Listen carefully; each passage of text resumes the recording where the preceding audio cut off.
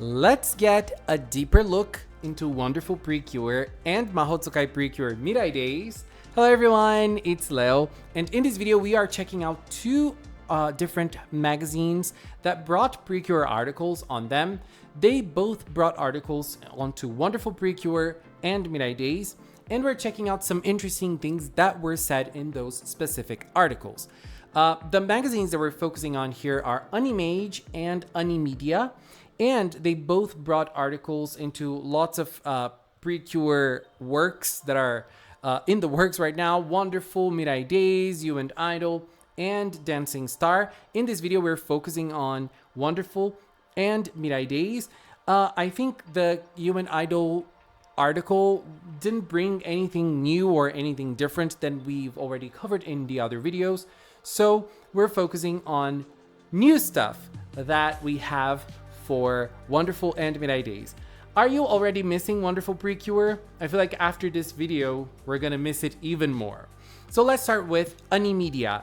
Animedia's article onto Wonderful. So one of the first discussions of this article is about the last episode, which is the ending of the show. And Yoshimi Narita, who is the main writer of Wonderful, has said that she intended to leave Komugi and Yuki without the ability to speak. But she changed her mind. And then she said that she changed her mind for two reasons. The first one is that after thinking about all of the fans who have watched Wonderful Precure all year long, if both Komugi and Yuki would finish the show without being able to speak, the fans, or most specifically the children, would feel very lonely. And so this idea was scrapped. But there was a second reason as well. Narita wanted to cherish the dream that children have of being able to talk to their pets.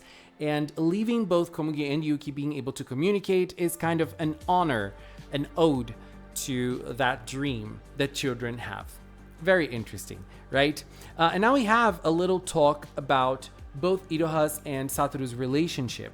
And the question that was made here is that Iroha and Satoru's love is fulfilled in the middle of the story. And this is the first time that Precure brings it into the spotlight like this. And so we have the director, who is Masanori Sato, saying that this was an idea of Takahashi. Takahashi is Takahashi Maki, who is one of the producers of the show. And when Sato joined Wonderful Precure, the team of Wonderful Precure, this idea was already there. So it was already there since the beginning of Wonderful. And Takahashi Maki, who is the producer, said that when she was younger and she was around Iroha's age, there were lots of stories about love and longing for others. And she didn't think that it was unnatural for someone who is Iroha's age or Satoru's age to show those feelings. And there is a scene in the story that Mayu was worried about her friendships, and she thinks that Mayu's worry about friendships is the same thing as Satoru's worrying about love. Not the same thing, but they're both very natural feelings that children or preteens can have. And she specifically asked for the team to put in a scene where Iroha and Satoru shared their feelings towards each other. So she feels that specific episode, which is 36, is an episode that really captured Iroha's true-to-life middle school student personality. And Sato then ends by saying that he had no interest in romance at all. So he didn't really understand how love would change Iroha. But then he also didn't want to make it a dark story where Satoru is constantly worrying. So he wrote their love relationship and Satoru's feelings as brightly as possible. And obviously he changed his mind on not being able to see how love would change Iroha because he was able to see and understand that. So that is very cool. I love those background talks because I feel like there's a lot of things that we get to know when we see those interviews. So that's very interesting, right? And so there was a lot of talk about humans and animals. And they said that Wonderful Precure is a work that depicts the bond between the humans and animals. And they talk a little bit about the difficulties that they had for depicting those. And Sato, the director, said that the hardest part is drawing the drawing animals and the sound of the animals and garu-garus as well.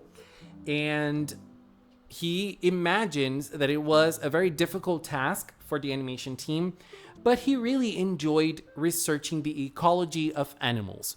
And Takahashi Maki, the producer, one of the producers, said that they had an animal animation director helping with the drawing of the animals to make it very realistic. And there was a lot of different animals appearing, so the tide was high for them in the production team. And there was an initial idea of making them turn more into monsters when they became garu-garus, but they changed that and kept them closer to their animal counterparts. They did not run away, because if they turned them into monsters, it would be easier for them to animate, but they did not run away from this difficult task. They kept them more simple, more animal-like. And so they drew them as animals until the end. And then Sato said that it would be a good opportunity for children to learn about animals, and they want them to know the responsibility of keeping an animal as a pet as well. And there was a lot of details. So they showed lots of details on keeping a pet and how it brings a lot of work to a household, because they wanted them to know the details before deciding to keep an animal. And then Takahashi said that it's fine to learn about animals when they're older, but it's obviously a good thing to already spark their interest when they are younger. And now we have some talk about Mayu. Mayu, Yoshimi Narita said that she had magical moments with Mayu, especially writing her. Mayu for Narita was a super interesting character, especially that side of her personality that helped Satoru with his feelings towards Iroha. She mentions that in episode 25, there was a scene in which they were at the beach where Mayu is dubbing Satoru's inner thoughts because he's mesmerized at Iroha's surfing skills. That's an example of Narita just having fun with the writing of Mayu. And she also said that Mayu may be very clumsy with her own feelings, but when it's about someone else, Mayu lights up with excitement. And she adores this part of Mayu's personality. We could perfectly notice that because that was a blast. Whenever we saw Mayu doing things like that, it was truly, truly magical. And now let's hear about Daifuku and Satoru. There was a lot to say. We had in episode 49, Daifuku appearing in human form. It was an import from Wonderful Precure, the movie. And so they had some of the, Takahashi mentioned some of the things about it as well. So she said that Daifuku is the one that was watching over Komugi and the others very closely.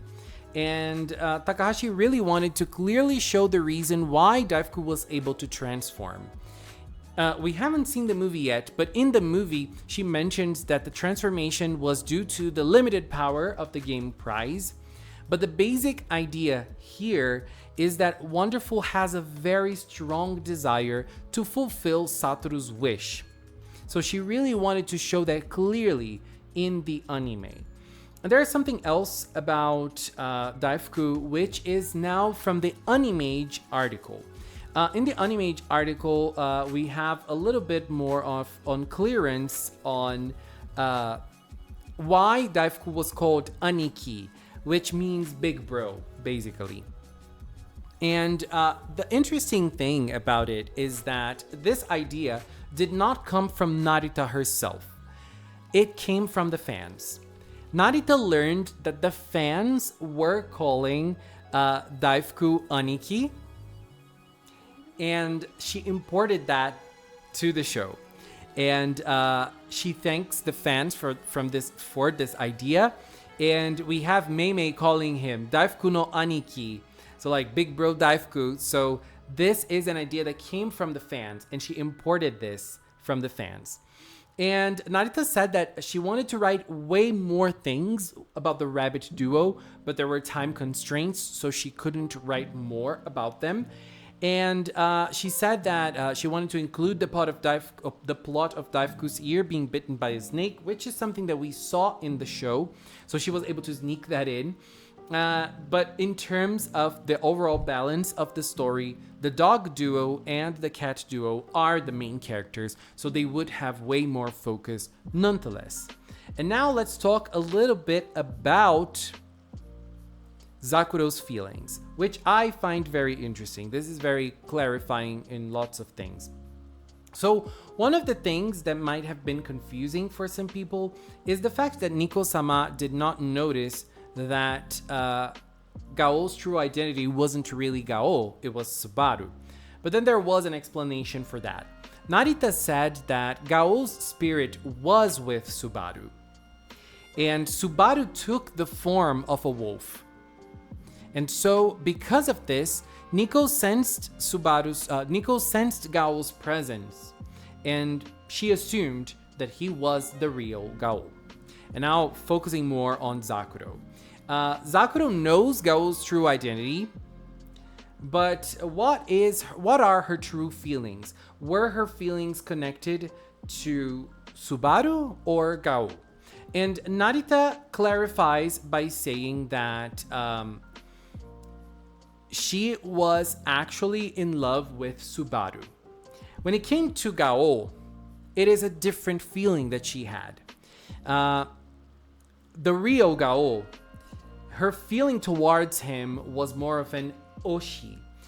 Oshi is that feeling. Let's go talk about idols now. Oshi is that feeling that you have when you have a favorite in an idol group. So, for example, my oshi in Juice Juice is Rei Rei. So I have a specific member who is my favorite in that idol group, and I called that oshi. That is an idol language. We use oshis for our favorites. In groups or solo idols, oshis are our favorites, the ones we admire the most, the ones we root for the most. I think this is also used for VTubers. I think that people call oshis their favorite VTubers, and they call kami oshis their one favorite. I don't know if kami oshi is used for idols or just VTubers. I have never heard that for idols before. But I'm not in Japan, so maybe they are starting to use this for idols now, or they've used it and I have never heard it. So I don't know. So it's the difference. So for Subaru, it's real love, and for Gao, Gao is her oshi. He's like her favorite of the pack, basically. But then there's more. She said that Zakuro is always trying to promote her idol, which is Gao. And Gao, the wolf, was a very cool leader for the pack of wolves. And Narita says that all the female wolves in the pack were fans of Gao, and Zakuro was one of them. But the real love from Zakuro was actually a human. So the person she truly loved was a man, Subaru. And Narita said that Zakuro's true love is Subaru, and she loves him, but she knows that she's a wolf and he's a human. And she's always been conflicted, and she never confessed her feelings when they were in the past. Subaru never noticed either. To Subaru, all of the wolves are his friends. And Narita also finishes by saying that Zakuro's happiness is not being with Subaru. She wants to see Subaru smiling. She wants to see Subaru happy. And even if her feelings are not reciprocated, Zakuro is the kind of woman who will do anything for the person she loves. I think we all noticed that in Wonderful Precure very, very well. So this is what we have for Wonderful. I like knowing those things makes me miss Wonderful a lot. And it was a very special season, wasn't it? So now let's focus a little bit more on Mirai Days. There isn't much to talk about Mirai Days in those articles, but there are some interesting things.